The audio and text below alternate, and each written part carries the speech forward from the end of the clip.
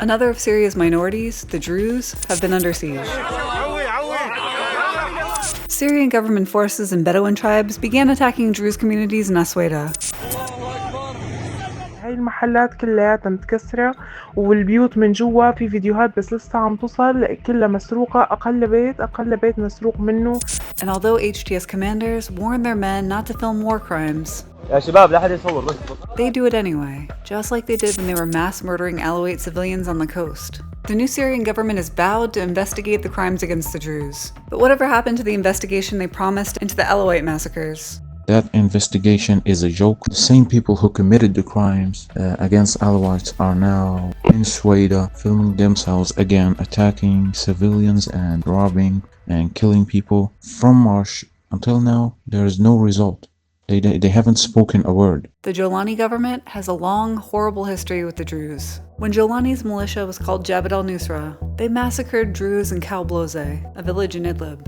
Nusra also destroyed shrines and forced many to convert to Sunni Islam. And when Jolani's US-approved rebrand was in full swing, he went to Bloze to meet with Druze leaders, and he refused to take any responsibility for his group's abuse of the Druze. نحن ما لنا يعني الشيء القديم اللي صار هذا هو شيء بصراحة نحن ما لنا مسؤولين عنه كثير يعني. The government's attacks on the Druze are a bit different than its attacks on the Alawites, because this time, Israel has involved itself by bombing government forces.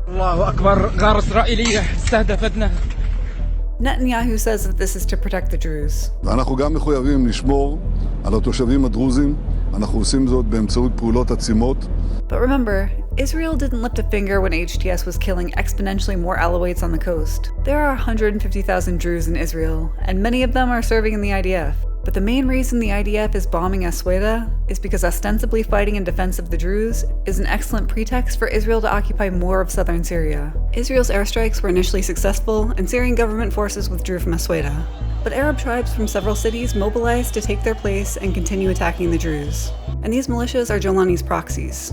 Jolani has also started to refer to Israel as الكيان الإسرائيلي, which means the Israeli entity, and it's a standard way to delegitimize Israel as a state. It's notable because Mr. Jihadi president had stopped calling Israel that after he took control of Syria and wanted to show subservience to the West. Plenty of so-called experts have claimed that the airstrikes mean that Israel doesn't want Jolani to be in power. That couldn't be further from the truth. The first thing Israel did after Assad fell was to systematically destroy Syria's military infrastructure. Jolani is an extremist with a terrifying CV, but he's weak, he's pliable, and thanks to him, Israel can do pretty much whatever it wants in Syria.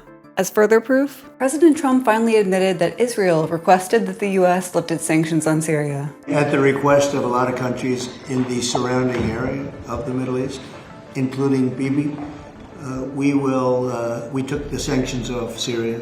And as a bonus, here's Trump complimenting Jolani, or Ahmed al-Shara, the founder of the Syrian al-Qaeda affiliate. I met the new leader. I was very impressed by him. Somebody said, well, he comes from a very tough background. I said, well, I'm not that surprised. It's a tough part of the world. And it's funny, because for over a decade, we've heard that the US and Israel secretly supported the Assad regime. فلذلك هم حريصون على بقاء بشار الأسد. And Jolani said that his group planned to liberate Jerusalem one day. بإذن الله لا نصل فقط دمشق بل إن القدس تنتظرنا بإذن الله تعالى. I think it's safe to say that now, this theory has been disproven. By now, the US and most EU countries have lifted their sanctions on Syria. The US also took HTS off its list of designated terrorist organizations. Groups are added to this list because they pose a security threat to the US government. That's a requirement. For example, US officials have said that Hezbollah remains on the list because of attacks it carried out on Americans in the 1980s. But wait, Jolani was a member of the al-Qaeda group that became the Islamic State in Iraq. He was personally involved in coordinating attacks on US soldiers 20 years after Hezbollah's most recent attack on Americans. And don't forget about the Americans Nusra kidnapped in Syria, including me. So why is the US so eager to whitewash this group? As if Trump's praise for this terrorist wasn't bad enough, here's the US envoy to Syria and Turkey, Tom Barak, also complimenting Nusra. An entity that was viewed as a guerrilla warfare group that had done a good job in Idlib now takes over in Syria. By the way, they've been trustworthy, they've been thoughtful, they've been considered. Oh, did they do a good job in Idlib, Tom? They were basically ISIS light. I know I've already said these things about Jabhat al-Nusra, but since a US diplomat is praising the group they were back when they were an al-Qaeda affiliate, I feel like they bear repeating. Forced niqab for women, secular music was illegal, And Nusra was executing civilians, including women, for the supposed crimes of adultery and blasphemy. All this while creating a monopoly on fuel and other essential goods that squeezed a very poor area. It would be one thing if Jolani had really shed his extremist past and his minions were truly working towards a free and inclusive Syria, but that's just not happening. And it's clear that all minorities in Syria are in jeopardy. The Syrian government's abuse of the Alawites didn't end in March. The violations continue with the steady stream of murders, assaults, and kidnappings. Every week, there's a new murder, there's a new violation, a new kidnapping. And recent attacks on Christians make it clear that the Syrian government is either unwilling or unable to protect them. Meaning, since Jolani's forces don't view extremist Islamists as the enemy, they're not doing anything to stop them. There is a tacit sense of camaraderie between the officers in charge of the checkpoints and radical Islamists and jihadists. In other words, a simple nod would get them through. Last month, a suicide bomber targeted the Mar Elias church in Damascus during Sunday Mass, killing 25 people and injuring over 60.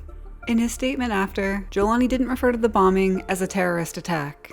By calling it what it is, a terrorist attack, he'd be signaling his failure to establish security, much less law and order, even within the capital to the international community. We spoke to one of the survivors of the attack. بلشت الصلاة سمعنا أواص برات الكنيسة فجأة شفنا فات واحد جوات الكنيسة أول شي بلش يقوص على العالم رش العالم راح بالقواص راح وبعدين اجوا اثنين حرام بدهم ينقذوا ما يخلوه يقدم لقدام الهيكل ما يخلوه يقدم أكتر من هيك بقى يا حرام اجوا مسكوه بدهم يطلعوا له برا هو وقتها كبس لبسه على ايده وفجر وقتها صار الانفجار وقتها بعدها بشوي صحيت شوي يعني وعيت شوي ولقيت حالتي يعني مو مليحة الرعبة والمناظر اللي شفتها الشعور اللي عشته أصعب شعور وأصعب شيء عشته بحياتي. Up till now, Christians have been targeted in a more subtle manner, isolated incidents of killings and scattered armed robberies here and there. Now, after the terrorist attack, which is rather ironic, we're being threatened to face the same fate as Alawites in the coast if we, as they say, raise our heads, which means take a stand. Every minority group in Syria is in danger. Syrian government forces and proxies continue their campaign of violence unchecked and unpunished. Western governments claim to care, but praising the very government responsible for the atrocities says otherwise. Today, the Druze are under attack. Tomorrow, it could be anyone. Every minority community in Syria knows this, and none feel safe.